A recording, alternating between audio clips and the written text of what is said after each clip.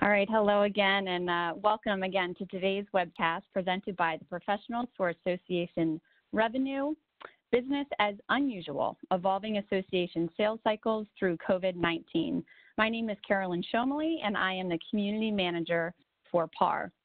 Before we begin, I have a few technical notes to pass along, beginning with the chat module that you can find at the lower portion of your screen. Please open this chat module by clicking on that bubble, and you will then see a drop-down menu with options next to the word Send To. If you have any technical problems today, please send a chat message to host, and I'll try to help you out with those. If you have questions or comments for our presenters, you can chat to all panelists. And if you have comments for the entire audience, chat to all attendees. A recording of this webcast will be available tomorrow, and we will send all registrants an email with that link. You'll also notice that our presenters are joining us today via video for this discussion, which is great. You can manage the video view for your own presentation by clicking on the icons in the top right corner of your screen. There's 3 different options for viewing. We recommend using the view on the far left where you can see all presenter video. Today's discussion will be led by the president of PAR, Sean Soth. Sean brings more than 20 years of association management and sales experiences to his role, and an understanding of the unique opportunities association teams have when leading with mission and value for business partnerships. I'll now pass the ball to Sean to begin our presentation. Sean. Hey, thanks, Carolyn. Well, everyone, this is our second of several PAR Preview webcast series, and I'm really excited to talk with Marcus and Tiffany a little bit later to learn what they're experiencing with what we're all going through right now. I mean, all of us are dealing with challenging times, but certainly as sales professionals or people that need to be cognizant of producing for their associations, it feels like this is a time when maybe we are uncertain of, can we interrupt, can we call, can we talk to our customers and do the things that we're used to doing and helping them. Maybe you've had a meeting canceled, or maybe you've had other restrictions around the portfolios that you typically manage. Well, we hope today helps bring to light some ideas for staying in touch with your customers. Let me tell you a little bit about PAR. PAR is the Professionals for Association Revenue, and we had gotten together a group of great association professionals to really launch PAR this summer, and we came up with the idea that 21st century salesmanship or business development really requires new ideas to move forward.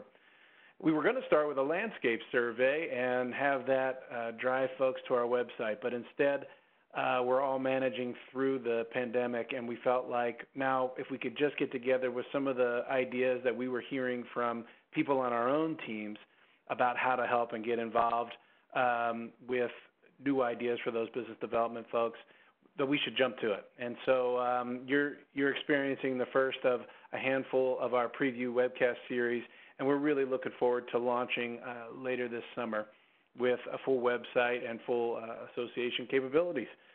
We look forward to seeing you again through that period. But what are we talking about today? Last week we started our PAR Preview webcast series, and one of the questions that we had asked of participants was, how was COVID-19 impacting your revenue opportunity? And what we found was 71% of folks last week shared that it was largely impacting their numbers, and 29% said it is at least impacting our numbers, so 0% had no impact.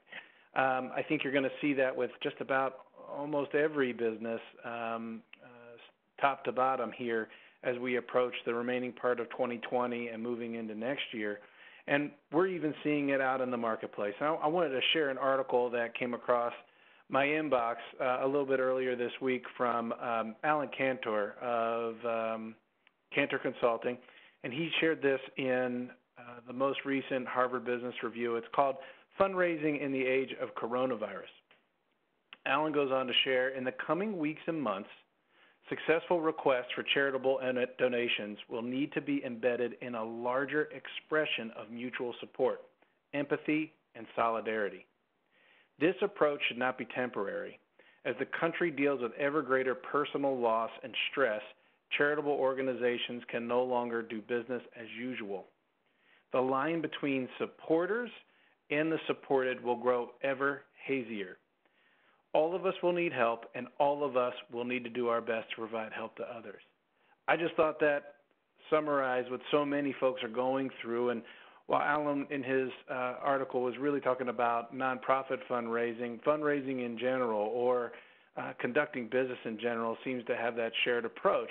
I keep hearing the phrase, we will all get through this together, but how? And what can we do to kind of jump in and do our part? I think the line between supporters and the supported will grow even hazier really stood out to me. And I think that's why we wanted to come together today to share a few ideas about how some organizations and some teammates are approaching their customer base. And we're going to explore what traditional sales cycles are and their need to evolve. And we've got two young professionals on the call today ready to share their experiences with you. I'm fortunate to call them colleagues, Marcus and Tiffany. Carolyn, can you tell us a little bit about each of them? Yeah, absolutely. Marcus is the Business Partnerships Manager for Society for Clinical Research Sites. Marcus has over 10 years of experience in a variety of business development platforms and excels in his ability to create and cultivate client relationships. With deep experience in clinical research, Marcus manages exhibits, sponsorships, and partnerships for SCRS. Tiffany is the Business Partnerships Manager for High Fidelity Group, an association partner that provides creative business development and communication solutions for a variety of different association clients. Tiffany works to deliver a gold standard level of customer service and business development to her clients and coworkers, and supports advertising and sponsorships in a variety of industries, including food technology, legal, and education. Awesome. Well, welcome, Marcus and Tiffany. Hello. Hello. Hi. Well, we're going to let you guys get started. I know that for so many of us, normal looks a little bit like some of the words you guys have deconstructed here on this slide. Tell us a little bit about what you put together. Well, I'm sure if any salespeople are tuning in right now, you've seen this in a variety of different layouts. This would be your sales cycle. And then we just listed a few different key terms within the sales cycle, but it always starts, with a qualification process. Many people use a sales cycle to give some sort of formal structure to the sale itself and the journey to get to that close. But, now things have changed and evolved, and we need to kind of figure out a way to be able to nurture this without losing the sale aspect. At least that's my 2 cents. I don't know about you, Marcus. You know what, Tiffany? I laughed a little bit when you said structure before. Because I don't know about you, but I long for a little bit of structure right now in the age of the COVID pandemic. And looking at this, what we put together just as a amalgamation of our thoughts on the sales cycle, wasn't it great to have those steps and to kind of just easily work our clients through them to make sure that we maintain partnerships? But that's all changing now, right? So what is that new normal? I think that's what we want to discuss, because the resource cycle is evolving, or at least what Tiffany and I would normally call the sales cycle, we're now calling the resource cycle, making sure that we work with our partners to give them the support that they need, but also make sure that we work with our associations to make sure that we have the support that we need to maintain sustainability as well. So Tiffany and I kind of put together our ideas of what this new resource cycle looks like. From there, we kind of put 5 steps, and over the last few weeks, Tiffany and I have been working together and collaborating on putting our customers and our clients and our partners into this resource cycle and seeing what's been happening. And we're really excited to kind of share some of the results of what we put together, and also hear some feedback from the community at large. So we put this resource cycle together. We put with 5 steps, starting with connect. From there, we build positivity. We always make sure that we advocate and educate, which is what a lot of our associations and communities stand for. We then try to propose some action We then try to act upon some action with our partners, and then we prepare for what's next. Yeah, I'm curious. I know that you all work with a number of clients, and I think that with most sales teams, their sales cycle is something that gives them direction, guidance, a compass. Sometimes I'm surprised that sales teams that don't have a sales cycle specifically, or maybe it's just not ironed out. They may have it built a different way. But right now, what you're saying is the former model, or what we've always kind of done, maybe even seems out of touch if you're having to talk to clients or exhibitors even, that maybe a conference is canceled or a magazine's not going to be published on time, that kind of thing.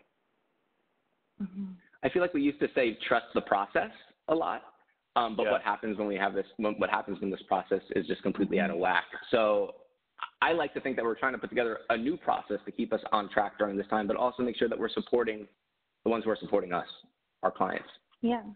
And I just wanted to add on, I plan my week typically around where I am in my sales cycle with my clients, so for, the start of the week on Monday, I'm reaching everybody in negotiation, the people that I think are going to be closing, so that's kind of how I structured my entire week leading up until, the situation happened.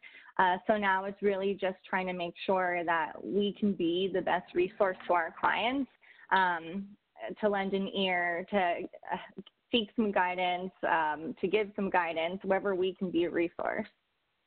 Yeah, and I think the nice thing is about what you guys have put together and what you'll cover here is, as associations, we have these unique communities, and oftentimes associations are thinking about members first, and understood. There's also another community that many associations have, and those are the business partners that want to reach or interact with those members. And they've trusted the association over the course of time to be that bellwether, to show the guidepost, to be the lighthouse for what's happening down the road and where those members can point to for resources.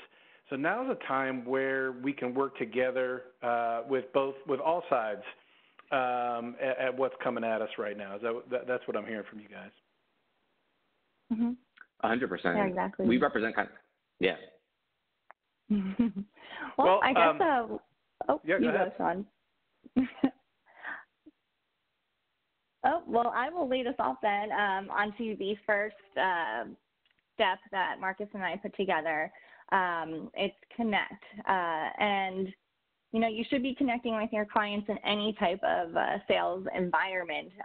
But we found this to be just the first crucial aspect of the resource cycle because there are a lot of changes going on. Events have been canceled. Events have been canceled a few days before they happen. So you need to be proactive. Absolutely, 100%. You want to reach out to your clients and inform. And when I say reach out, you want to pick up the phone and you want to call them. Marketing is a wonderful tool to use, but that's a tool. You want to be able to manage your client expectations and connecting with them on a personal level, whether it be, picking up the phone and giving them a call, sending an email, leaving a voicemail, all of that is very important. You want to be accessible to your clients at this time. You want to be able to offer support, establish an open line of communication, and you also want to be able to build that trust.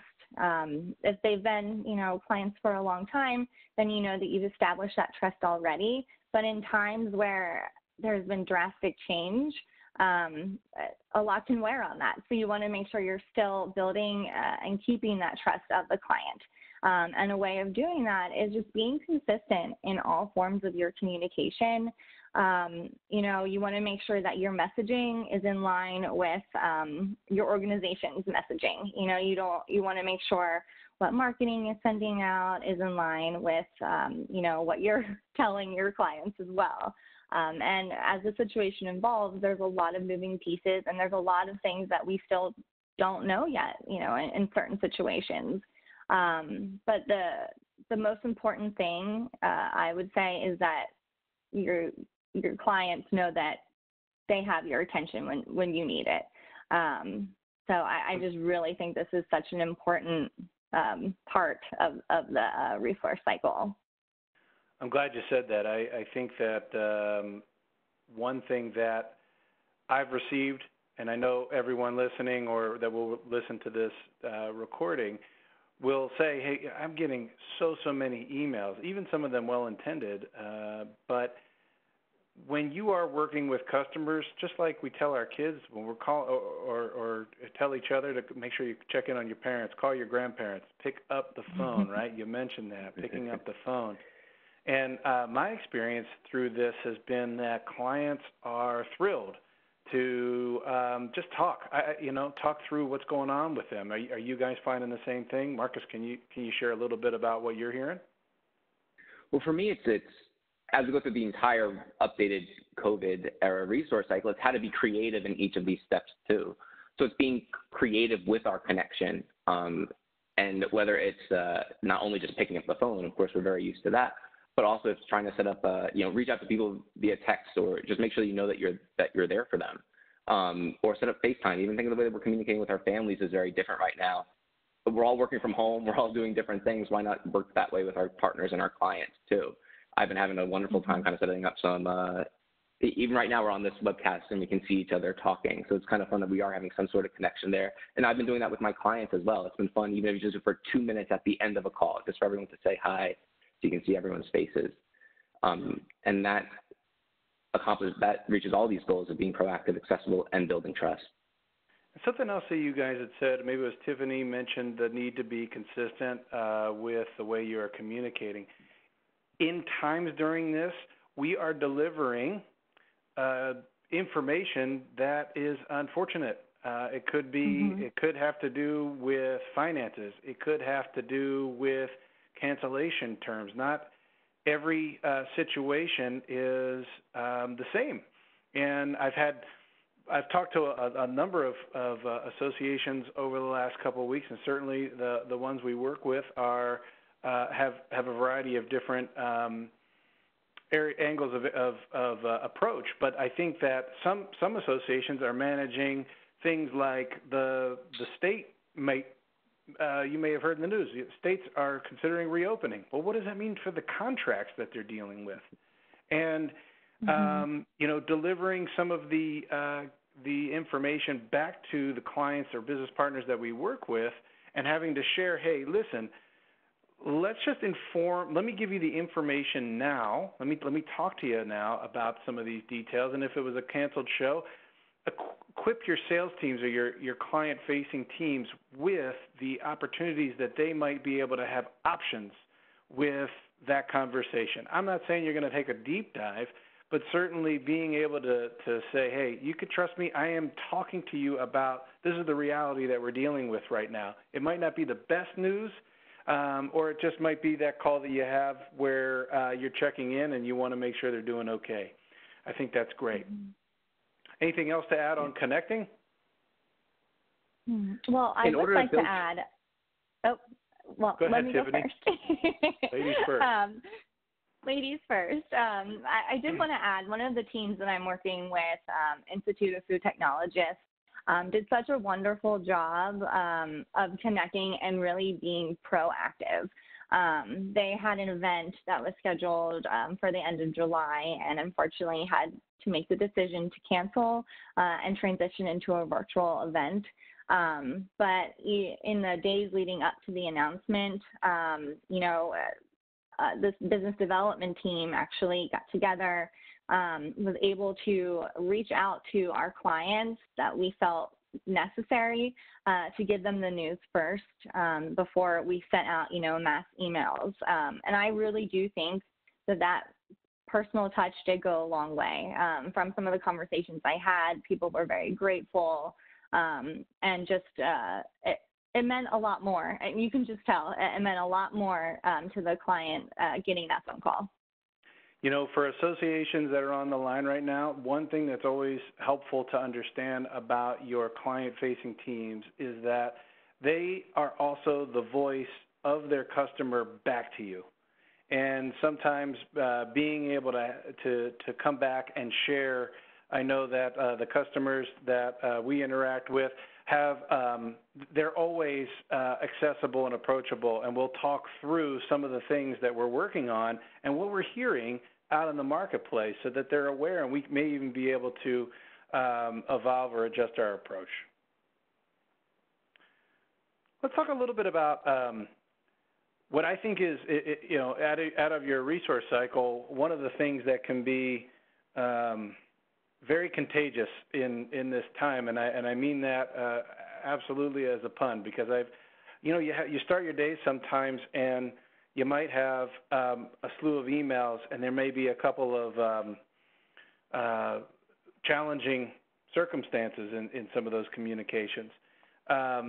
That vibe, whether you approach that positively or with sort of a different approach, maybe it's not the most fun call to make throughout the day, it can translate into everything you're doing. Talk to us a little bit about positivity, Tiffany. Well, I am all about the positivity. I feel a little grateful that my attitude tends to tip towards the positivity scale, but it really does work wonders. Sean, like you said, it does have that broadening effect. You know, emotions are contagious, and good emotions and bad emotions, you know, so you want to make sure that you're maintaining a positive attitude, even if you are delivering unfortunate information. But, you know, at the end of the day, you just have to realize we're all going through this, and we'll come up with solutions together. So optimism in all channels of communication is definitely key, whether that be the phone calls you're making, the transactions or transitioning that you're making, the cancellations that you have to inform people on. But I was reading a blog, and I wish I knew the name because I would love to quote this man, but he did say purposeful optimism in whatever you do, and that just stuck with me, and really I think that's one of the best things that you can lead with coming into, you know, COVID and then coming out. Because, you know, there is an end. We're just not sure when yet. But then, you know, when you are positive and, you know, it's contagious, it kind of opens up the door to possibility as well. Positive emotions can widen a prospect, a client's view, and open them up to a possibility that maybe they haven't been too keen on being open up to before. So, you know, if an event was canceled, you know, maybe being positive and having a good look on the future may want them to look into some sort of digital advertising or print. So, you know, it does come with a lot of different possibility as well. Marcus, are you finding the same thing in your work? Oh, 100%. I think we've all heard everything that's going on with just staying positive and making sure that we come out of it and just trying to bring that to our clients as well. We've heard that your clients are going to remember the people that they talk to during this time, so you might as well bring a positive message while you do it. That's been my outlook throughout all of this. That's important to remember. You guys are absolutely right on that area. I think, you know, making sure that our clients have, like I said, that voice. But I could share a quick story. We had a call, and actually the customer, they're a demanding customer. They have a lot of needs because they invest heavily on a sponsorship. And I had it at the top of my list to call them in the morning, and I did. I was like, oh man, I'm hoping this one's going to go okay. And I just remember thinking something they said, and they said, we do like 7 or 8 conferences. You're the only one we've heard from. You're the only one that picked up the phone and just said, hey, what's happening here? Let's talk it through. And I think he just sort of said, you know, he was the one asking, what is going to happen in the fall? What are the things that you guys are going to be doing leading up to next year? And it opened the conversation. It it just felt natural. And have you guys had any of those kind of interactions? Oh, absolutely. Yeah. A few different people that I've spoken with were almost shocked that we took the time to give them a call. And then people just really want to talk right now, too. It might be the staying at home thing and, no communication with outsiders. But I really do think that people just loved me being able to reach out to them directly and really learn about what's going to happen next. How can we get involved when things start picking back up, or how can we get involved now? I've even, had some great conversations on, webinar opportunities and virtual experiences. So, business is still going, and I think keeping it positive really will open those possibilities. Yeah, I think the other thing just to note is that the customers still need to stay.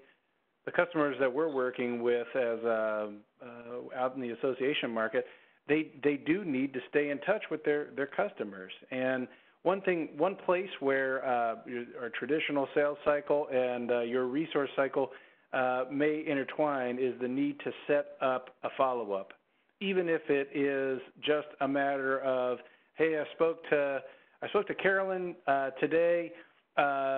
She mentioned Redbird was going to open this webcast. I have no idea who that was, so of course I'm going to have to talk to her about that. But honestly, it's taking the time to update clients with what your association is doing. And as we all know, this is evolving week to week.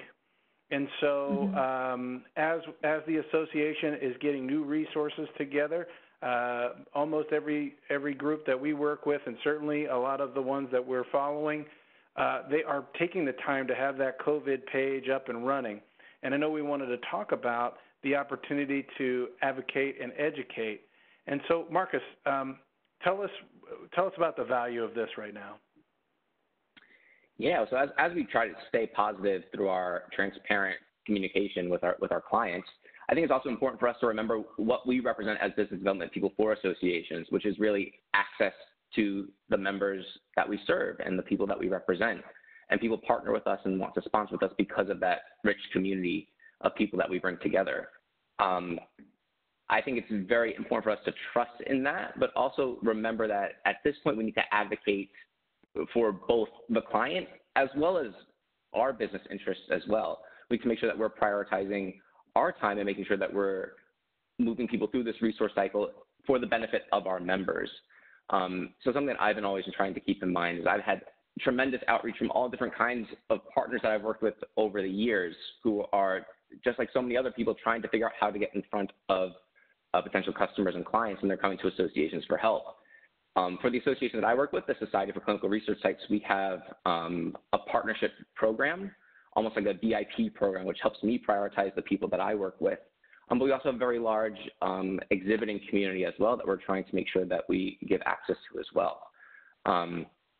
When people are coming to me asking for opportunities, a lot of times they just want to educate members, again, about not only their services, but about just topics in the industry right now. And I respect that. And of course, I advocate that. And I think it's, again, being transparent, open, and honest with our clients at this point during our conversations about the different avenues and channels that are available. And what are some of the things that your customers are talking with you about? In terms of educate, we're talking about value here that the association brings. What are some of the things that your teams have experienced relative to educating back to that business partner? Like what are some of the questions y'all are getting? Well, I think we have the example coming up, but I did want to touch on for another one of the teams that I work with, the Association of Legal Administrators. They have a COVID-19 response page on their website. Oh, there we go. And this one business partner that I work with, Agility Recovery, had reached out to me.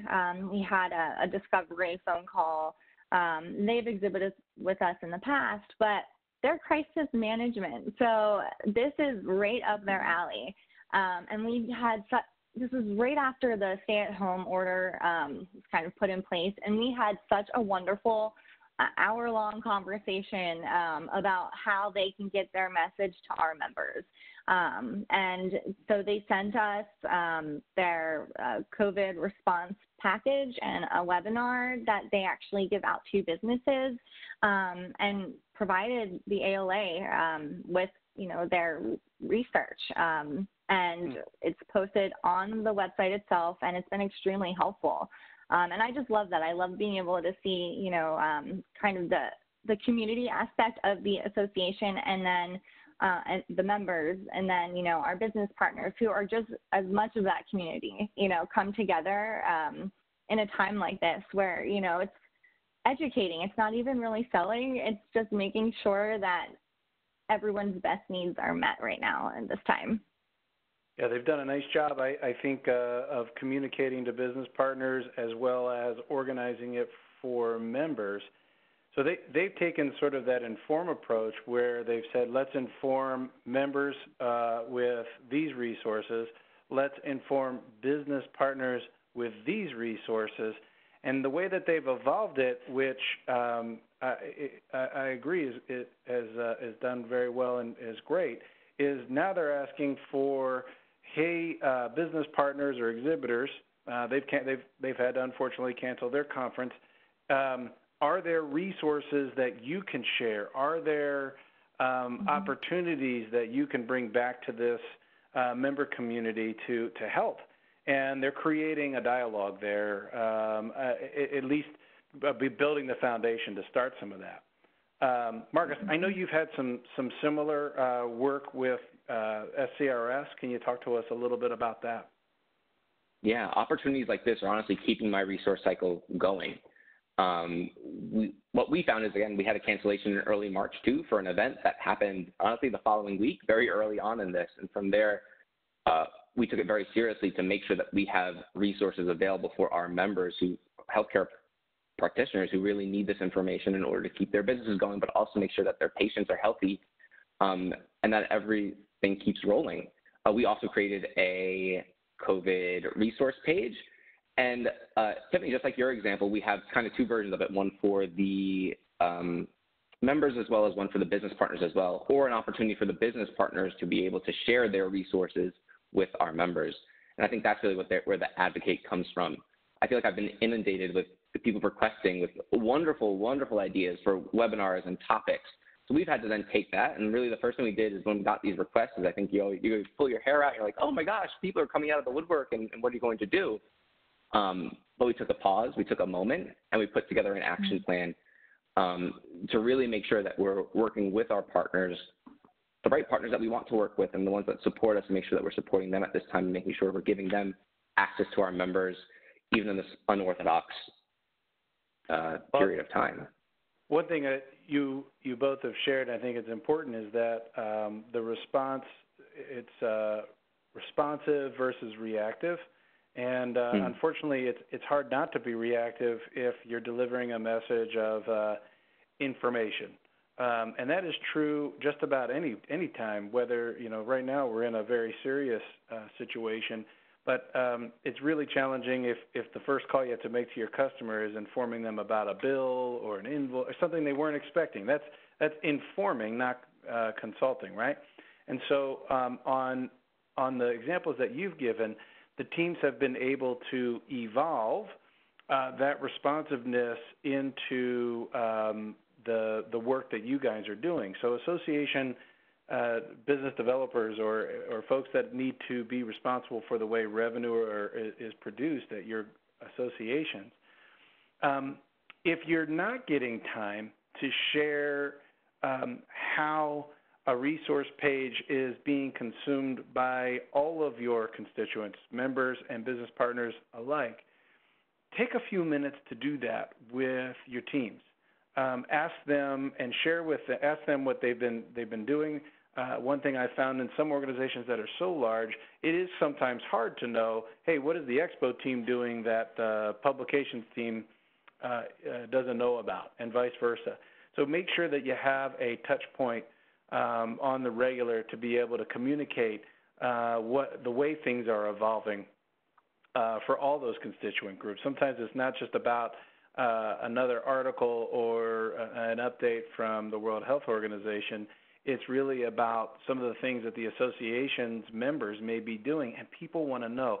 Talk about goodwill being contagious. I've seen an awesome video this week about volunteerism, and it was everybody from this organization sort of sharing their gratitude around for the volunteers that they work with. So associations, we can do this too. We can do this with our business partners. We can do this with our members. And this is where I think things will continue on beyond the pandemic. I think this is a approach, the way you guys have shared, that advocate and educate as part of a sales process is something that I think that is going to stick with us for a while. Agreed. Very much so. So this one I have a lot of interest in. Yeah. Tell us about proposed action.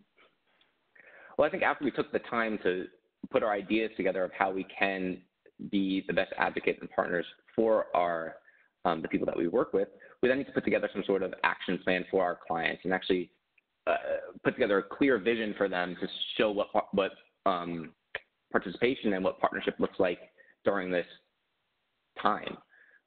What's most important is that we show our value. And you let them and you let your clients show their value too. So you want to let yourself shine, but you also want to let the client, the partner shine. I think that's a big part of this balancing act that we're in. And we just need to make sure that we have these opportunities to keep people engaged. More so than anything with this resource cycle, again, it's wonderful if we can sell something, I always feel, at this time. But the best thing we can do is actually keep our clients engaged and make sure that we stay on their radar. So a lot of the opportunities that I'm working with right now are just free of charge to our clients, to the people that we partner with all year long, to make sure that they have the opportunities that they may have missed for engaging with our clients during this time. Tiffany, are you experiencing some of the same? I mean, have you had mentioned earlier you've been able to sort of take folks down different roads that still help them connect with your audiences. Have you experienced a similar? Yeah, so for the Institute of Food Technologists, they have a magazine, Food Technology Magazine, and June is the pre-show issue. But what we've done is we've been reaching out to, all of our exhibiting business partners, even though unfortunately the event is being transitioned to virtual, to see what kind of content that they can share, so we've been getting a lot of feedback from them as well, to hopefully have some complimentary editorial in June's issue. Okay. And I got to be honest, in the conversations that I've had, I'm learning from what customers are doing. Like we're getting ideas from those customers, and for the association folks that are on business development, the best question I've heard is just how are you staying in touch with customers right now? And honestly, it doesn't have to be intertwined with any salespersonship. It really just is a way to understand how those folks are dealing with this time. And, I've had a variety of answers to that question. I've had, we're not doing so well in that area. It's something we're trying to do, but maybe they are in a business or an industry that is hit hard, very, very particularly hard. Or it opens up the door to the next conversation with, I'm staying in touch this way, and maybe we could do some work together. Whatever their answer is, whether they're going through difficulty, you have the opportunity to be a resource to them, or they are trying to make the most of it. You've got an opportunity there to really connect them with the value that your association has in those products. I think it's okay to sell. For some folks, I know that you guys had shared your experiences. We had a situation where a very large customer hadn't signed yet. Concerned because, honestly, just like everyone listening, you've got some folks that you're working through that they really mean a lot to the bottom line of the organization. And so I was nervous. I've got a lot of experience, unfortunately, as Carolyn had mentioned on the call earlier, and I still was like, I don't know how this is going to bounce. But one of the things that brought me back to center was just thinking through, like, what does our work together look like? I can't imagine them not being here. And that is how I opened the conversation. And I just simply said, I can't imagine, we've got a number of projects coming up that could be affected from the pandemic and a number of projects that aren't going to be affected by the pandemic. So in both cases, I can't imagine not doing that work with you. And I'm wondering, can you talk to me a little bit about how you all are feeling and just be honest, like if we're not able to connect, are there tears? Could we approach it with a new angle? But what ended up happening was we ended up having a number of calls to kind of plan out together what's it going to look like if as outlined, and then what's it going to look like if we need to make changes or adjustments along the way. And happy to report that we're under contract and moving forward. So I think what that taught me is that people are still interested. There are still opportunities out there, and for associations that have a change in scope for their events, one really important thing to share is that some of those organizations may have planned fiscally around your event and now need to understand how they are going to invest that expenditure. And sometimes, of course, if they are in need of help with their teams, obviously that would be a priority. But if they're in a different mode of business operations, you want to make sure that door is not closed. And I think just simply saying, can we at least connect another time, whether that's weeks, a month, 2 months, whatever it's going to be, whatever the right empathetic touch point would be, I think you've got an opportunity there. Thanks for sharing this, guys.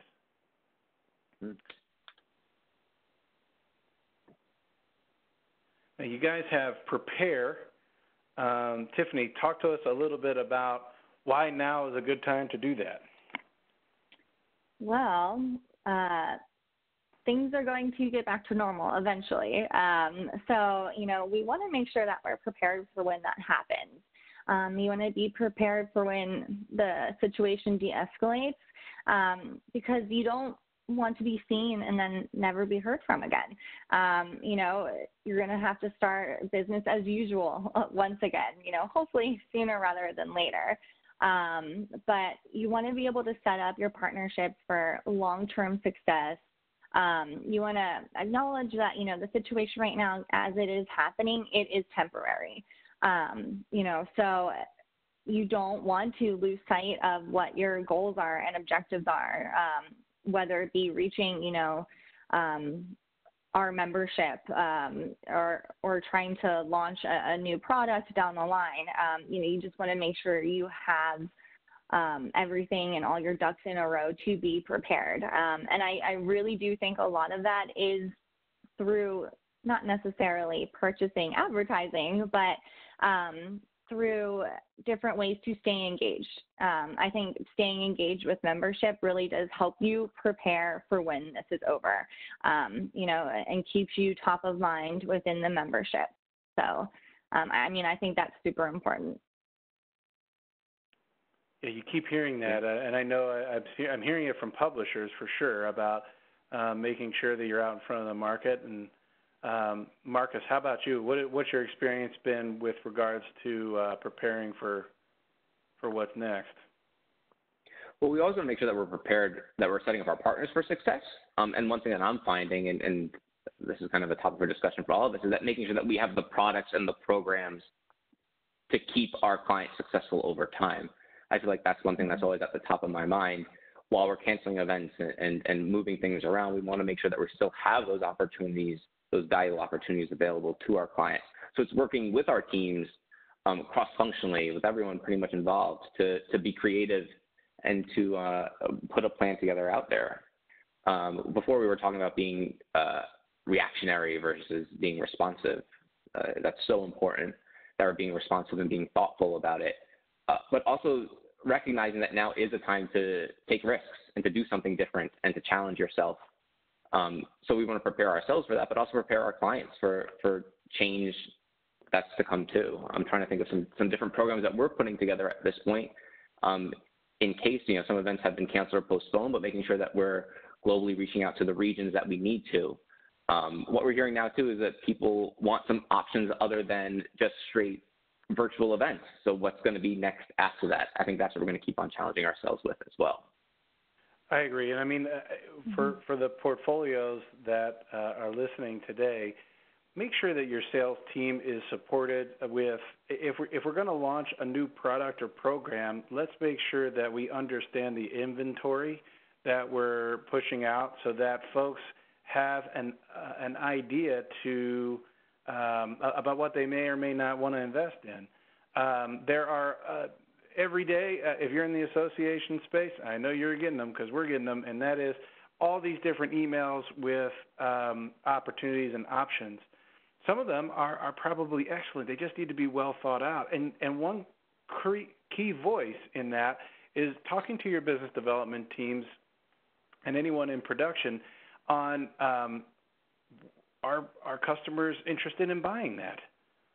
You could go through all the work and never really have answered that question.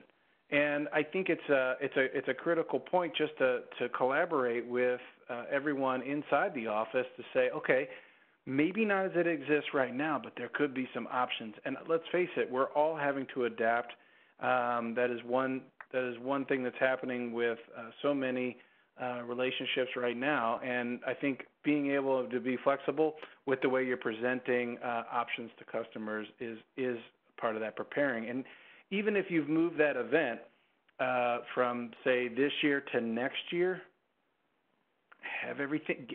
start getting everything ready for next year so that you've got an opportunity now to educate the folks that you are working with about what's coming ahead, Mm-hmm. Great. Now this is interesting, and I know that when we were talking, I noticed you put a little to sell as human here, Dan Pink's ABC.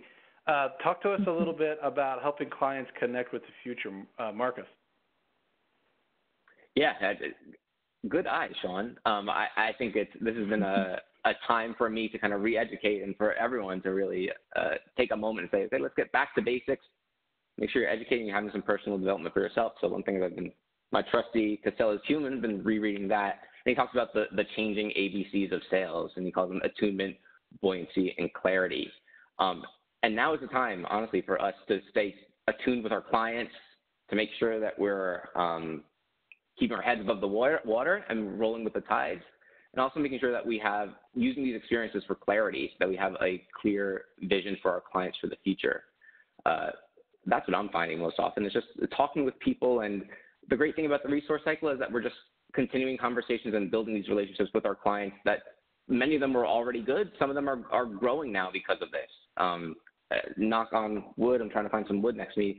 Luckily, I haven't had any relationships that have been harmed by COVID so far. It's really just a lot of us talking a lot more and understanding each other. I think a big part of this is asking our clients and our featured partners for feedback, and making that as part of the conversation too. So we're putting these programs together, but we want to make sure that these programs resonate with the community and resonate with our partners. So making sure that we're continually including them in the conversation and just being transparent, open, and honest. For me, it's just been trusting my outreach. So every day making sure I have a goal to reach out to people that have been on my radar, but also surprising myself and reaching out to people who I haven't talked to in a long time. I feel like that's been some of the fun moments that I've experienced over the last few weeks. But every time I'm trying to make that opportunity in front with my client or with them memorable. Yeah. Tiffany, how about you? That's working from home. I was wondering if we were going to have a colleague jump in right here, but it sounded like you figured it out.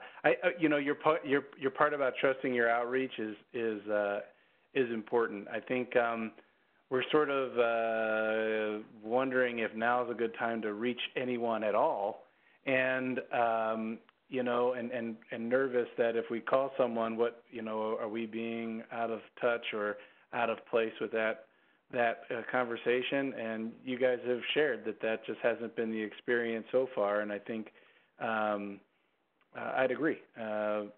Tiffany, you were going to add to some of the things that you're dealing with in terms of helping clients see the future or connect with it. Oh, yeah. I guess kind of to touch off what you just said, Sean, really when you're calling, your clients and you're having a really good conversation, it's not like you're always trying to sell something, it's even just keeping that connection going is helping your client see the future, because you have this business relationship together, and you have this journey through this to the end, to the future where things are nice and sunny again. So I think that, being able to have such clear lines of communication keeps your association and that business development top of mind to that client. So when the dust settles, we'll be the ones they think about. Important. Well, thank you guys for sharing your resource cycle with everyone today. I know we had, and everyone listening, if you have a question for the team today, please go ahead and chat all panelists. But the one that I heard kind of bubble up here is what's keeping us up at night. And, well, Marcus, do you want to comment on that? What's keeping you up at night right now? Well, to be very honest, as a revenue producer, I feel like it would be dishonest of me to say that I wish I just had enough products in my pipeline to keep everything moving right now. I feel like that is a big thing. The good news about the resource cycle is I feel like I'm trusting, and what's not keeping me up at night is the work that I'm doing with my clients. It's more about just the things that I cannot control, which is the situation itself. And the unknowns of should we react to certain things right now. I feel like it's a chess game that we're playing. Yeah, I feel like we've gotten I have the same feeling sometimes. I mean, it's really about are we prioritizing the right things day to day, and I think large part everyone is trying their best with that. I called someone the other day, and they were about to go into a grocery store, right? And I mean, he was like, I really do want to talk to you, but we're out of toilet paper, so we're going in. And I just was like, okay, well, he said, I appreciate it. And I thought to myself, there's someone that, the priority of just day to day right now really kind of infringed on our time. But those are things that are that I think are natural, whether we are in this time or not. And I think that what I had taken from you all is that having that consistent approach, making sure that we're genuine and that we're being responsive with the information that our associations are putting together makes a big difference. Another question that popped up is we have many cancellations. How are you managing cancellations and putting them into being a resource?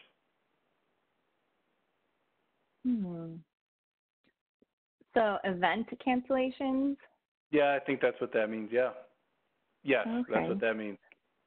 Well, I mean, any cancellation comes with a conversation. So it just is being able to, unfortunately, yeah, cancellations suck, but I mean, it's part of what's going on right now. And I think if you can have a conversation and kind of gauge, first of all, are these people upset about the cancellation? Some people you'll talk to, they'll be very grateful that something was canceled, in terms of the health and safety of those around us. But I think any reason to have a conversation is a good thing, and it is a way to start a resource cycle. So I don't know. What about you, Marcus? That was a tough question. I think it's also just being confident, as you said, Tiff, in your association's decision to have a cancellation if you need to, again, because of the health and safety of your community. Yeah, and I would, everyone that's listening on today, the thing that I think has been the most helpful is to just be consistent. And that consistency will help you when you are dealing with perhaps a challenging conversation. I have learned over the years that sometimes conflict's okay if the reason you are having the conflict is to help that other person. It's not always about what's going to be best for one side of the fence, but both. And in this, yeah, absolutely. And in this case, I think as long as you are managing the relationship with honesty and just being upfront, if you've got some options, that would be appropriate as well. We've got another question, and that is, how are we dealing with credits versus refunds with your clients? So, great question. That is a good question. Yeah, and Marcus, do you want to share some of the things that you're doing right now? I know you had mentioned that you're preparing for something coming up here, and and I think that's the key to it. I think it's preparing. So trying to cancellations versus refunds. Of course, we're trying to avoid the refunds as much as possible. But for a cancellation, as long as it's within the terms of our agreement, of course, we're just always going back to the terms of our agreement, making sure that we have programs or other opportunities for people to invest that money in. And again, that's what's keeping me up at night. And I feel like that's what we're going to be working on for the next month at least, or we're trying to prioritize that to make sure that we avoid as many cancellations and refunds as possible. So I think that's just trying to be proactive about it. But yes, we're still getting those questions in. And just trying to be open, honest, and transparent about it. And I would say, too, that if you know that this is coming, or even if you're in the middle, right now of this happening and you're still trying to figure out credits, refunds, the thing that I would recommend is get together with your team and simply talk through options. One thing that I find challenging is if, and it may be in the best interest of the financial transaction, frankly, if the refund just happens and then they use that refund to invest in you another way. That might have to take place. It could be that the refund happens and that's all that's going to happen, or it could be that you've got an opportunity to move that into something of value. If you do have that ability and they're willing to take that journey with you, my suggestion is to find a way to add more value to what they're moving it to. So let me give you an example, just a hypothesis. If you have an event that's canceled right now this year, but you're trying to keep that credit into 2020, make what they are transferring that expenditure to have a little extra value. That could mean that they get an opportunity to share a piece of content. Maybe they're featured in a different way. Just in terms of that buy, thank them. Thank them for taking that part of the journey. Or if you have the opportunity to tell your board or your leadership about this customer that's gone to take the journey with you, guess what? That could be contagious too. And just simply being able to say that, hey, we're working with a number of business partners, exhibitors, advertisers, whatever it might be, sponsors, on programs to help invest back into 2020. Think about those. What would you want to invest in? I'd want to make sure that it's not just a logo plopped up on a web page somewhere. Of course, it's got a program to it. It maybe helps me help your members. I think that's a question we're going to be managing for a while. Everyone is just, are we taking the right steps? If you have options, that would always be best. If you don't have options, just being upfront and honest. Sometimes that may even be, depending on your association or your event, delivering bad news. You might have to say, well, let me tell you where we have some restrictions, and let me tell you where we have options. And even that is simply meeting them in the middle by being able to share that. Just for my business, we've had some sponsorship options that had to be moved, and they have taken that approach where in each case it was, we've moved your investment to next year. And you know what, that was okay for me, but it might not be okay for everyone. You might want to have that conversation with your team just to say, okay, what else can we be doing? We're a little over on time, so we do have a couple more questions, and we'll work to answer those offline, everyone. I want to thank you guys for tuning in, and just know that we're doing the best we can with our webcast series. We really appreciate Marcus and Tiffany jumping in and doing a great job with sharing what they're working on with their customers and being a resource. What PAR hopes to bring to everyone as we launch later this summer is an organizational membership where everyone that deals with revenue at your organization can be part of PAR. We're looking at peer support and obviously resources that most of us are familiar with. We sell for associations or with associations, and I think that you'll enjoy posts that are really dealing with business needs, how we are currently developing business. Those are some of the resources headed your way. And if you have a chance, join us next week. We're going to be talking about made to measure, how to approach sales goals today and tomorrow. I know, and Marcus and Tiffany, I'm sure you can agree that those goals and how we set them, they're changing very quickly. And I think next week we'll dive into some of that with our friend Carrie Harden from